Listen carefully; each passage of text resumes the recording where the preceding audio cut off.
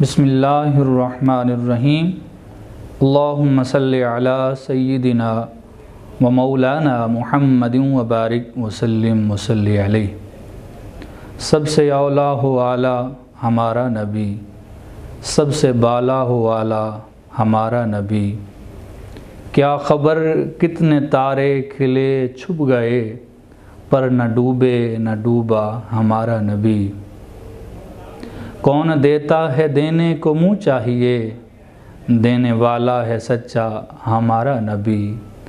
خلق سے اولیاء، اولیاء سے رسول، اور رسولوں سے اعلیٰ ہمارا نبی۔ غمزدوں کو رضا مجدہ دیجئے کہ ہے بے کسوں کا سہارا ہمارا نبی۔ بسم نیٹ ورک کے رمضان المبارک ٹرانسمیشن احترام رمضان کے اندر آج ہم حاضر ہیں۔ آج کے پروگرام کا عنوان رسول محتشم تاجدار امم حضور سرور کائنات مفخر موجودات رحمت دو عالم صلی اللہ علیہ وآلہ وسلم کی عظمت و شان کے حوالے سے کچھ باتیں عرض کرنے کی جسارت کریں گے۔ رمضان المبارک کا یہ ماہ مبارک، ماہ عظمت اور ماہ برکت، یہ اللہ رب العزت کا وہ عظیم تحفہ ہے جو سرور کون و مکان صلی اللہ علیہ وآلہ وسلم کے ذریعے ہم گناہگاروں تک پہنچا ہے اور ہمارے لیے بخشش اور مغفرت کا سامان مہیا کر رہا ہے۔ یہ دوسرا عشرہ مغفرت الہی کا عشرہ ہے۔ اللہ رب العزت ہمیں رمضان المبارک کی صحیح طور پر قدر کر کے اپنی مغفرت کروانے کی توفیق عطا فرمائے۔ اللہ رب العزت کے پیارے حبیب علیہ السلام کو اللہ رب العزت نے بے شمار شان و عظمت سے نوازا ہے۔ عناصر اربع یعنی زمین، ہوا، پانی اور آگ، رسول اللہ صلی اللہ علیہ وآلہ وسلم کے معجزات کے متعلق میں انہی کے متعلق گفتگو کرنا چاہوں گا کہ رسول اللہ صلی اللہ علیہ وآلہ وسلم کو اللہ رب العزت نے یہ شان عطا فرمائی ہے کہ آقا دو جہاں سرور کون و مکان صلی اللہ علیہ وآلہ وسلم کے ہاتھوں سے آپ کی انگلیوں مبارک سے پانی کے چشمے جاری ہوا کرتے تھے۔ حضرت موسیٰ علیہ السلام کا معجزہ ہے کہ آپ پتھر پر عصا مار کے پانی کے چشمے جاری کرتے تھے، اور رسول خدا صلی اللہ علیہ وآلہ وسلم کا معجزہ ہے کہ آپ انگلیوں سے پانی کے چشمے جاری فرماتے۔ پتھر سے پانی نکلنا یہ معمول کی بات ہے، لیکن انگلیوں سے جو پانی کے چشمے اور پانی کی نہریں جاری کریں اسے رسول خدا کہتے ہیں، اسے حبیب خدا کہتے ہیں۔ اور زمین کے اوپر میرے آقا علیہ السلام کا معجزہ یہ ہے کہ ایک یہودی نصرانی جب میرے آقا علیہ السلام کا بظاہر کلمہ پڑھتا ہے، دل میں کھوٹ رکھتا ہے اور سورۃ بقرہ اور سورۃ آل عمران کی تلاوت وہ سیکھ لیتا ہے، خط اچھا ہوتا ہے تو اس کو کتابت دے دی جاتی ہے، وہ وحی کی کتابت کرتا ہے، لیکن بد نصیب تھا، مرتد ہو گیا اور کفار کے پاس جا کر کہتا ہے کہ محمد صلی اللہ علیہ وآلہ وسلم کے پاس تو اتنا علم ہے جتنا میں لکھ کر دیتا ہوں، تو قہر خداوندی اس پہ ٹوٹتا ہے، مرتا ہے۔ لیکن جب نصرانی اس کو قبر میں اتارتے ہیں، زمین اس کو قبول نہیں کرتی، اس لیے کہ یہ گستاخ رسول تھا۔ زمین یہ جانتی ہے کہ یہ شخص حضور سے محبت کرتا ہے اور یہ شخص حضور کا گستاخ ہے، تو اس گستاخ کو زمین نے قبول نہ کیا، دوبارہ قبر کھودی گئی لیکن پھر زمین نے قبول نہ کیا، تیسری بار قبر کھودی گئی لیکن زمین نے اسے قبول نہ کیا۔ نصرانی بھی جان گئے کہ واقعی یہ بڑا بدبخت ہے کہ یہ کسی انسان کا کام نہیں کہ اس کو قبر سے زمین سے نکال کے باہر پھینکے، یہ اس پر عذاب الہی ہے۔ رسول اللہ صلی اللہ علیہ وآلہ وسلم کو ہوا پر بھی طاقت و اختیار اللہ رب العزت نے عطا فرمایا ہے، اور ہوا کے ذریعے رسول اللہ صلی اللہ علیہ وآلہ وسلم کی مدد فرمائی ہے۔ حدیث مبارک کے اندر آتا ہے، نصرت بالصبا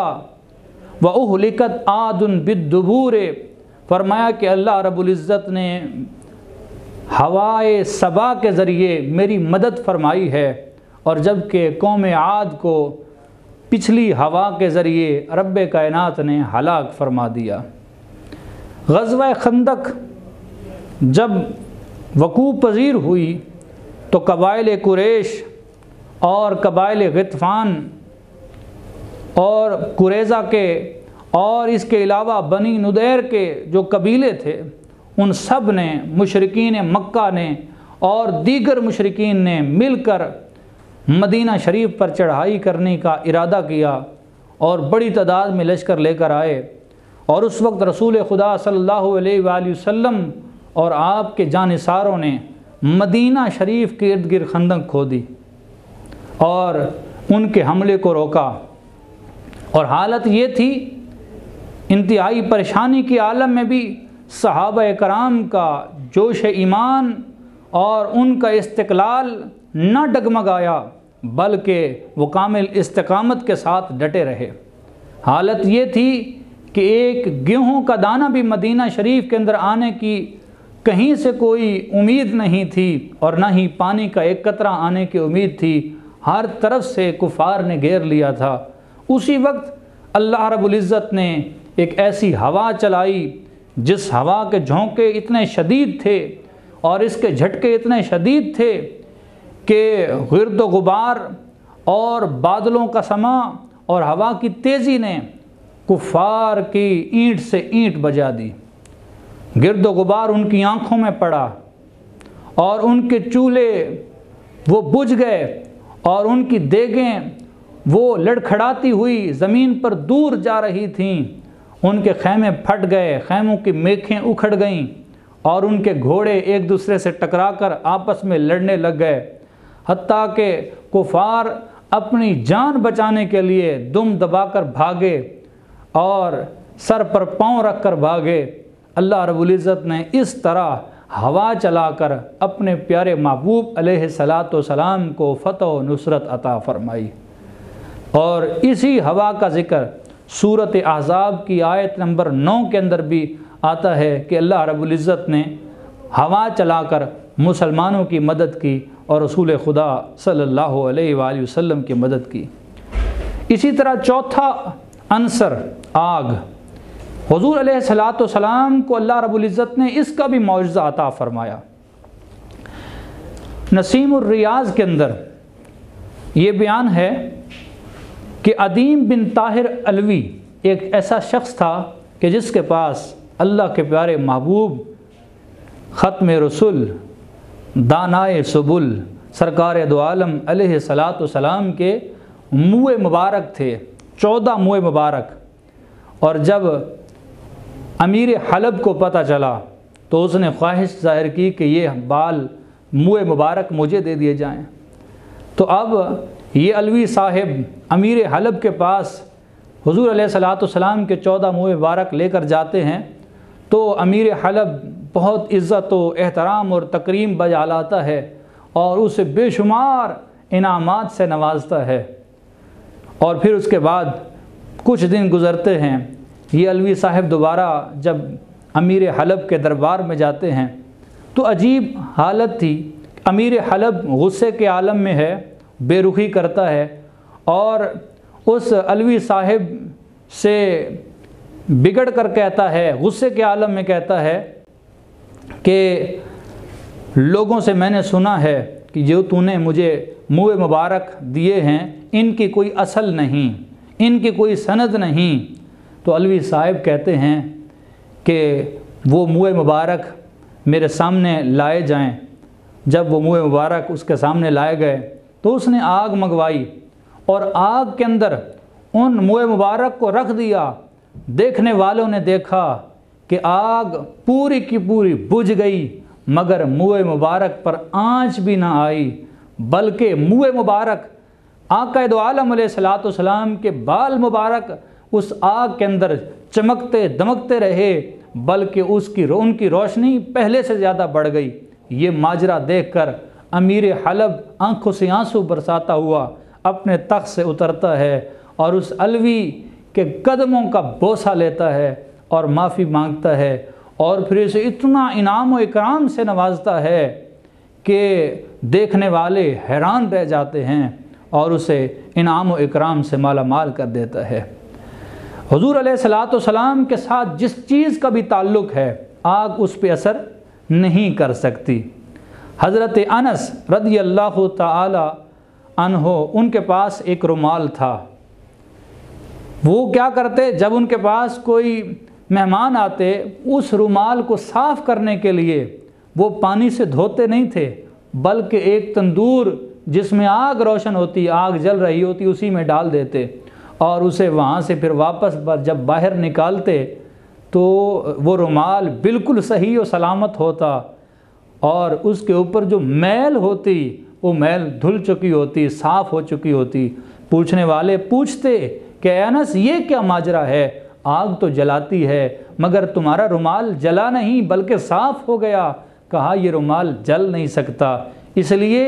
کہ حبیب خدا کے ید اقدس اس رومال کو چھو چکے ہیں اور اس رومال کو حضور علیہ الصلوۃ والسلام کے ہاتھوں سے نسبت ہو چکی ہے، اس لیے جب بھی مجھے ضرورت پڑتی ہے میں اسے آگ میں ڈال دیتا ہوں، اور میرا یقین ہے کہ جس کو ید مصطفیٰ چھو لیں اس کو آگ اثر نہیں کرتی۔ اس لیے یہ حضور علیہ الصلوۃ والسلام کے ہاتھوں کی برکت ہے کہ رومال جلتا نہیں ہے بلکہ صاف ہو جاتا ہے۔ تو اللہ رب العزت نے اپنے حبیب علیہ الصلوۃ والسلام کو یہ بے شمار معجزے عطا فرمائے۔ اللہ رب العزت ہمیں رمضان المبارک میں روزے رکھنے کی توفیق عطا فرمائے اور اس کی قدر کرنے کی توفیق عطا فرمائے، اور سب سے بڑھ کر اپنے پیارے محبوب علیہ الصلوۃ والسلام کی سنتوں کو زندہ کرنے کی توفیق عطا فرمائے۔